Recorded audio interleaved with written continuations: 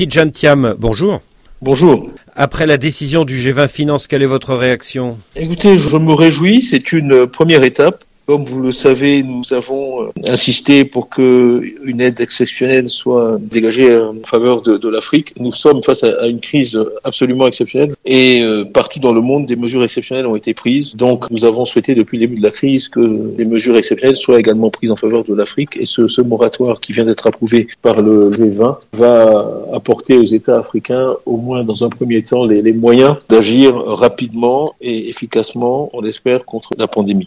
C'est un moratoire sur le remboursement du capital ou sur le remboursement des intérêts de la dette? L'idée, c'est principal et intérêt, parce qu'en fait, d'où est venue l'idée de moratoire? Si, par une opération, on arrivait à suspendre ces paiements-là, les gouvernements auraient immédiatement des ressources sur place qu'ils pourraient utiliser pour lutter contre la maladie. Et c'est une idée très puissante, et tout le monde voit maintenant que c'est la manière la plus rapide de mettre de l'argent immédiatement sur le terrain pour agir au profit des populations, plutôt que d'attendre des décaissements qui, dans le meilleur des cas, mettront plusieurs semaines à arriver dans les différents pays. Ça représente quelle somme environ?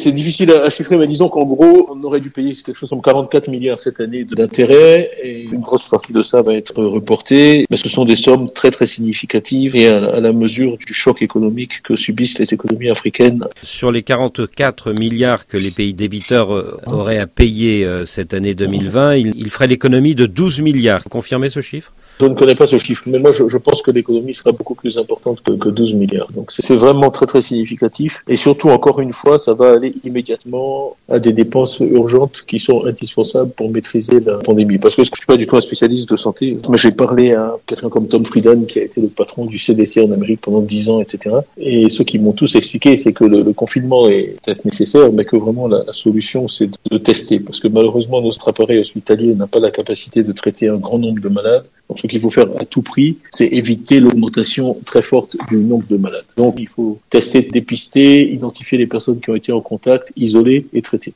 Première réaction de la plateforme d'ONG Dette et Développement. Ces dettes ne sont pas annulées. Du coup, les remboursements attendus en 2020, eh bien, ils seront toujours dus en 2021. Ils seront même majorés des intérêts accumulés sur la période. Et la dette, l'année prochaine, eh bien, elle sera d'autant plus insoutenable.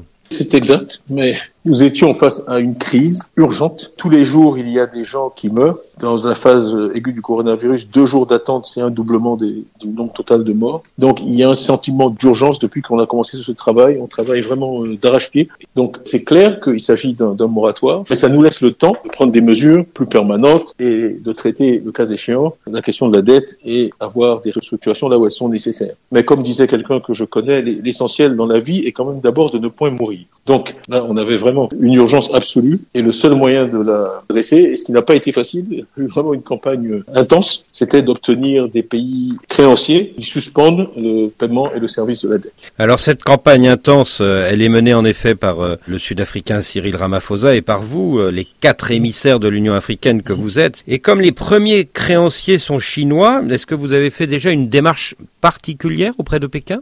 Clairement, la Chine est devenue, avec l'expansion de son activité en Afrique, un créancier important. Donc évidemment, nous avons un dialogue avec la Chine. Les chefs d'État africains aussi ont un dialogue avec la Chine. Donc évidemment, il y a déjà eu des démarches vis-à-vis de la Chine. Ce que nous souhaitons, c'est qu'elle participe à ce mouvement. Vous observerez déjà que le G7 a fait aussi un communiqué confirmant l'accord du G20. Donc le G20, ça veut dire que la Chine ne s'est pas opposée à ceci. Moi, je suis confiant que la Chine va participer à ce grand mouvement international de solidarité avec l'Afrique. Alors, c'était sur RFI, le président français Emmanuel Macron veut aller plus loin que ce moratoire. Il propose une annulation massive de la dette africaine. Est-ce que c'est possible cette année 2020 ?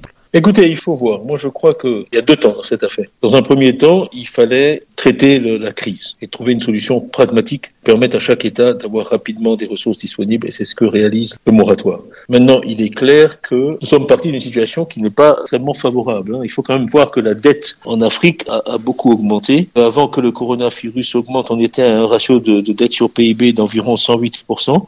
Avec le coronavirus, les recettes baissent, donc on va arriver rapidement à 150%. Donc il est clair que dans cette situation, il y a des pays qui vont être sous pression et où il va falloir envisager des remises ou des annulations de dettes. Donc je pense que sur ce plan-là, le président Macron a soulevé un problème qui est réel et auquel il va falloir s'attaquer dans les mois qui viennent. Mais au moins, on s'est donné là le ballon d'oxygène qui permet de regarder tout ça pays par pays et de trouver des bonnes solutions, des solutions adaptées à chaque pays, parce que, comme on sait, la situation dans chaque pays africain est différente. Il y a l'allègement de la dette et puis il y a la mobilisation de fonds nouveaux, notamment grâce aux droits de tirage spéciaux du FMI. On parle de 500 milliards de dollars. Qu'est-ce qui garantit les bailleurs de fonds que ces centaines de milliards ne seront pas détournés, ne finiront pas dans les comptes offshore de quelques familles très proches de tel ou tel pouvoir?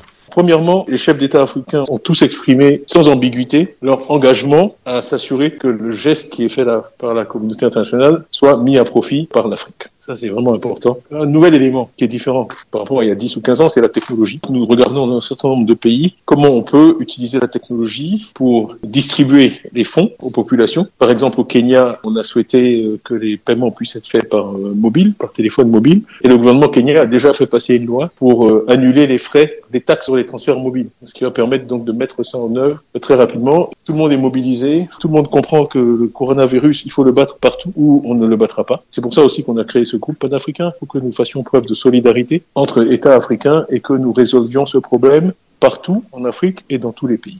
Tidjane Thiam, merci.